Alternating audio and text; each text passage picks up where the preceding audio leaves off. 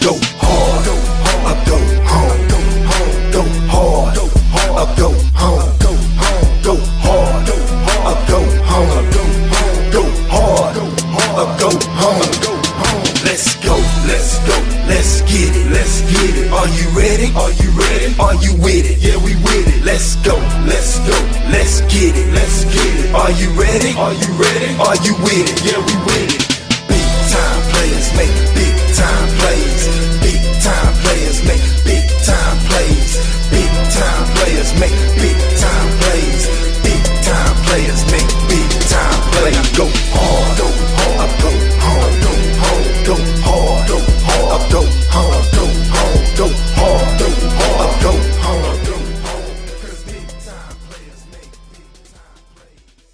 Good morning, everybody. You are listening to Bayou Rugby on Gift Time Rugby Radio Network. My name is Gift Bailey, but you can call me Gift Time. I'm here to give you all the news and information that is happening in the rugby world here in Louisiana, in the southeast region of the United States, and at the national level. 15 to 20 minutes out of your day to be able to listen to on your lunch break, or if you're in the car or just chilling, hanging out, whatever it is that you need to do. But you know what? It's going to be a great podcast. We have a really good show for you today. We will be talking about the USA Vegas Sevens tournament coming up this weekend. We will be talking also about a few games that are also happening this weekend that are not related to that. And what new safety equipment has been approved by the International Rugby Board to be played during rugby. All this and more coming up next. This is Bayou Rugby on the Gift Time Rugby Radio Network. And we will be right back.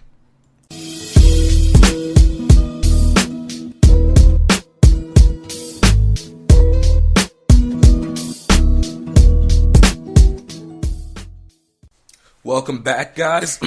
Now, moving on into the next topic, we want to talk about the HSBC USA Las Vegas Sevens. And if you were not aware that it was happening this weekend, well, now you know. For those who do not know what the HSBC series is, it's an international rugby sevens circuit of tournaments that happens every year. There are 9 tournaments in 9 different countries over the course of 8 months that pits about 18 international teams against each other and determines who the best teams in the world are in rugby sevens. Now, the USA Las Vegas Sevens is the biggest international tournament that is held in the USA. It is an opportunity for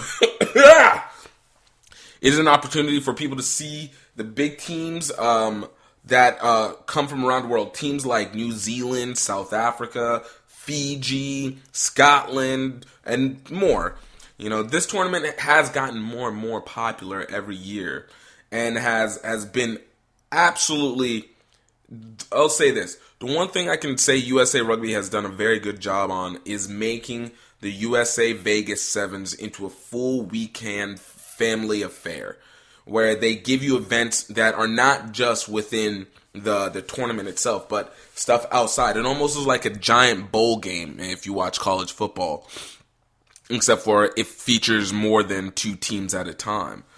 But it's one of the things that have helped, I think, rugby being able to grow. Not on top of the fact that it's the one tournament that has been consistently featured on TV, namely on NBC. So props to the National Broadcasting Corporation for them putting that out. And I know for me personally, I've always had a very personal connection to the Las Vegas Sevens, mainly because of the fact that if it wasn't for the USA Las Vegas Sevens being shown on a random Sunday on NBC, I never would have played rugby. I remember watching it and I was like, I don't know, what, like I knew what rugby was because, I used to play a lot of football and I like to always know the history of these sports.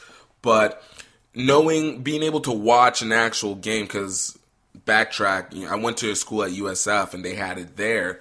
And I had tried for it, but I didn't think anything serious about it at the time. But whenever I moved back home to Louisiana, I was worried about not being able to play another contact sport again. So I was able to, randomly turn on the TV and I saw the Sevens tournament in 2009. So it was in February at the time.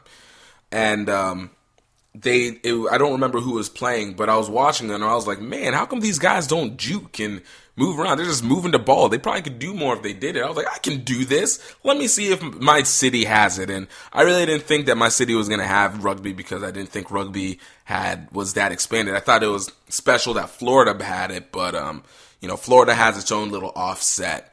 But when I found out that Baton Rouge had a rugby team, I was just like, yes, and from there kind of just sunk in and grew that love for it. So it's really big, if you watch it and once you understand what's going on, you'll really catch into it, I think that's where I started paying attention to like Fiji, New Zealand, Scotland, actually Ireland. I never really cared that much about Scotland, but Ireland and Wales and stuff like that, and being able to see really good rugby, even South Africa, so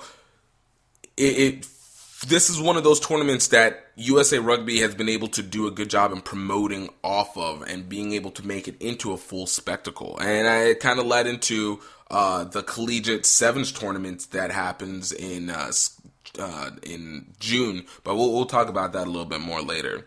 But this tournament here, if you didn't realize, it's a tournament that segments off into 4 pools. Each pool carries about 4 teams apiece. It carries 4 teams apiece. The USA Eagles this weekend will be facing off in Pool D. They will be going against Argentina, France, and Spain. Now, the one thing I can say, having watched the Eagles this past year, they haven't been very strong. And, a lot of it is due to a lot of key players having moved into professional league and having a chance to be able to play at an upper level. But they're getting a lot of guys back. They should be able to be a lot more competitive. And I think one of the things that will help them this week is that their head coach, Matt Hawkins, who was a former Sevens player up until this past summer, will not be playing. He's not on the roster. And I never thought that he should be because he moved to coach. So I don't feel like he should have ever been playing once he moved to coach. But I can understand if you don't have enough people, you need to do what you can.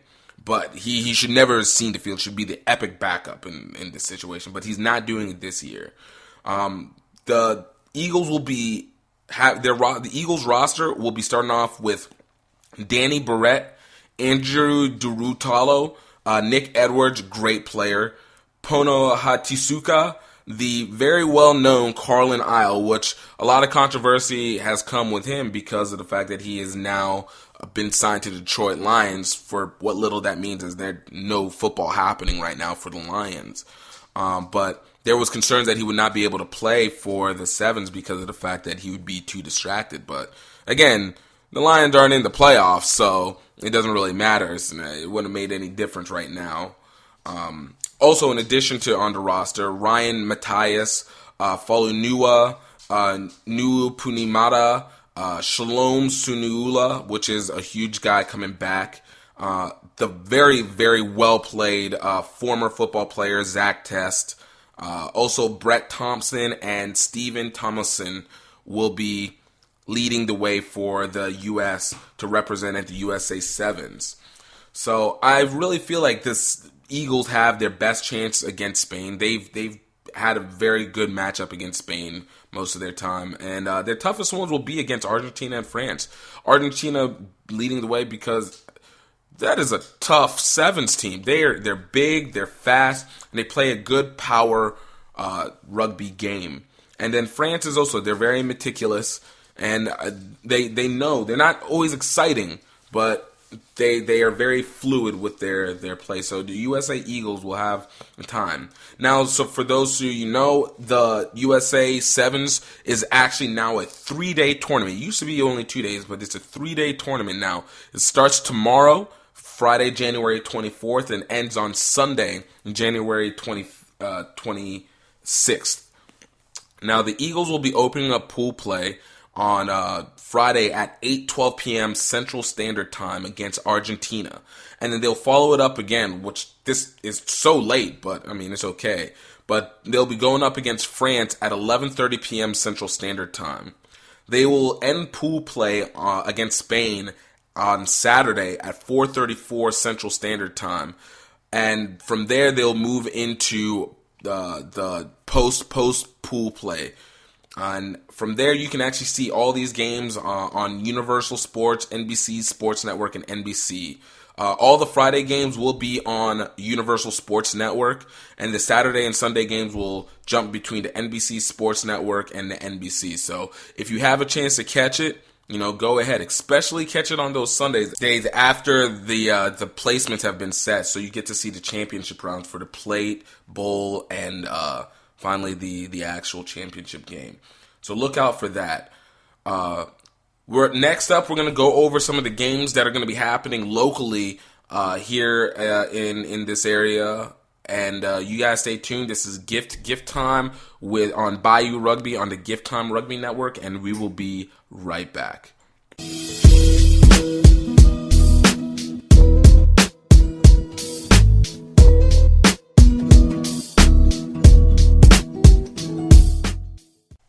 And we're back, and we're going to be going through some of the games. It's kind of a light weekend. I think a lot of it is because this is the week before all the major matches start kicking off, so you're not going to see a whole lot of major play occurring right now. But starting right off the bat, because we're pushing up against the hour, this weekend LSU is going to be traveling to Tallahassee to face Florida State University Rugby. This is a really good match. Florida State is a very huge competitor in the Atlantic Coastal Rugby Conference, and LSU is trying to be able to get their competition up so they can be able to compete again for the Southeastern Rugby Conference Championships. Loyola is going to be heading to University of West Florida's Sevens National Qualifiers. Now, I mentioned it earlier that in June, the Collegiate National Sevens Championships that are held in Philadelphia will be occurring. Well, West Florida managed to get and open up the national qualifiers by carrying the first leg out of 8 qualifiers to be able to get into the televised Collegiate National Sevens Championship. This is going to be a really good tournament. You'll probably be able to get a chance to talk a little bit more on it, or at least see some articles on it tomorrow. But West Florida has a very good sevens team, and especially for small national colleges, whenever you have to struggle with numbers, sevens is a very good way to go, and particularly that sevens is starting to get built up more and more in the States, namely because of the Olympics. You're getting a chance to see more competition come out at an earlier time. So this should be a very, very good tournament, and we will definitely keep you up to date on that. Lastly, Valdosta State will be heading out to Georgia College and State for their second cup match of the season. Valdosta State absolutely demolishing Emory last week at 93-0, where they're looking to be able to continue that march and show out. Next up, we are going to talk about what the IRB has approved for rugby play as we come up on the final segment. Stay tuned. We'll be right back.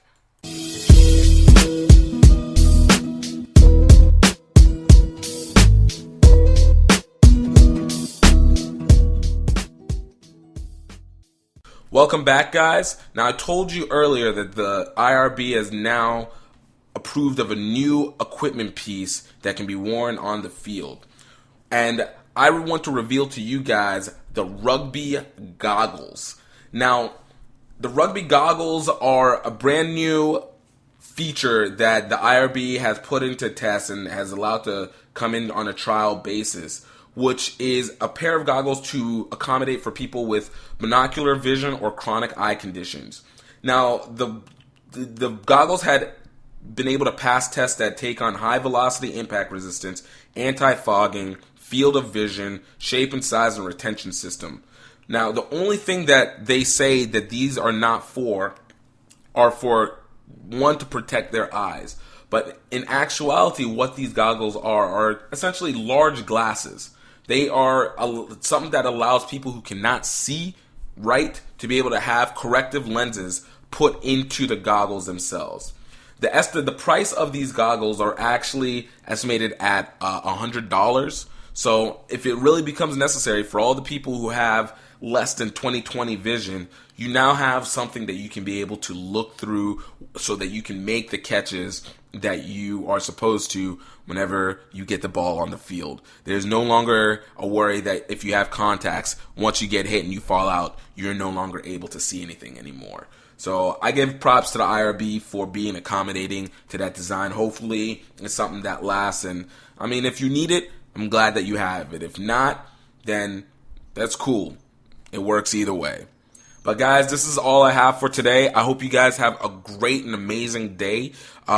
If you want to find out, if you want to be able to be a part of this, please hit us up on Twitter at GiftTimeRugby. You can find us on Facebook, www.facebook.com/GiftTimeRugby, or you can email us at gifttimeproduction@gmail.com. Always want to hear from you, want to always improve. Make sure that we give to you the best, quickest, and most efficient information for the day. I hope you guys have a great one, and please, please, please, please do not forget, always continue to live the rugger life while continuing to grow rugby. My name is Gift, and you guys have a great day. Bye.